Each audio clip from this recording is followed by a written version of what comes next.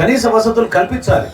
ఈ రోజున పంచాయతీకి రావాల్సిన నిధులు కూడా దుర్మార్గంగా రాత్రి వేల కోట్ల రూపాయలు ఈ ప్రభుత్వం దారి మళ్లించేస్తోంది.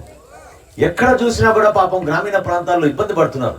లైట్లు వేయాలంటే సర్పంచ్ గారు సొంత డబ్బుల్లోంచి ఆయన ఇంట్లో తీసుకొచ్చి లైట్లు వేయాల్సి వచ్చే పరిస్థితి. దయచేసి మీరందరూ కూడా ఎన్నికలు కేవలం 2 నెలల దూరమే ఉంది. ఈ 70-80 రోజుల్లో మీరందరూ కూడా బలంగా ఒక మంచి నిర్ణయం తీసుకోండి. ఎందుకు పవన్ కళ్యాణ్ గారు ఈ రోజున జనసేన పార్టీ, తెలుగుదేశం పార్టీ కలిసి ఉమ్మడిగా ప్రజల్లోకి వెళ్ళాలని నిర్ణయించుకున్నాం? కారణం ఏంటి? ఎందుకంటే మన రాష్ట్రాన్ని అంధకారంలో నెట్టేసి కనీసం పట్టించుకునే నాదుడు లేకపోతే ప్రజలు ఇబ్బంది పడుతున్నారు.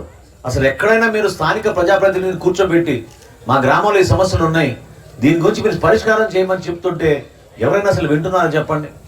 వాళ్ళకున్న అహంకారం, వాళ్ళకి ఏమాత్రం కూడా ప్రజలకున్న సమస్యలపైన మాట్లాడకుండా స్పందించే మనస్తత్వం లేదు ఈ ప్రభుత్వానికి.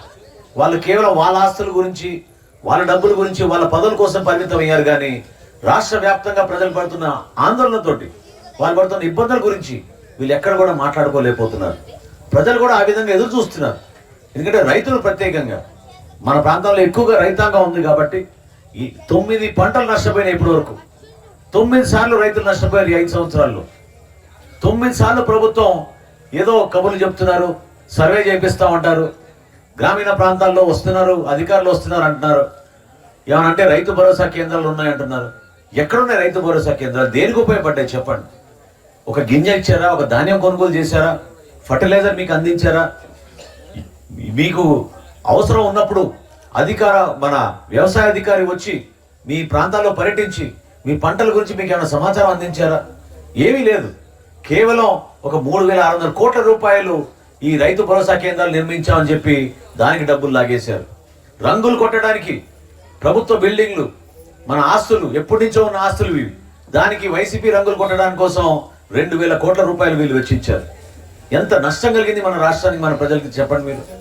అనవసరంగా డబ్బులు వృధా చేసి ఈ రోజున మళ్ళీ వీళ్ళు తిరిగి వస్తున్నారు ఓట్ల కోసం.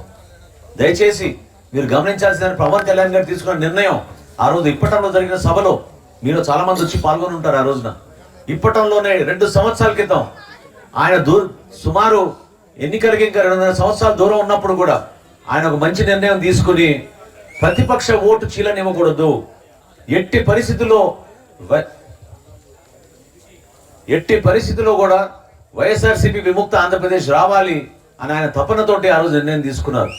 ఈ రోజున జనసేన పార్టీ, తెలుగుదేశం పార్టీ ఉమ్మడిగా ప్రజల్లోకి రాబోతున్నాం. ఎన్నికల్లో ఖచ్చితంగా మాకున్న సమాచారం ఎట్టి పరిస్థితుల్లో కూడా విజయం సాధించుతున్నాం.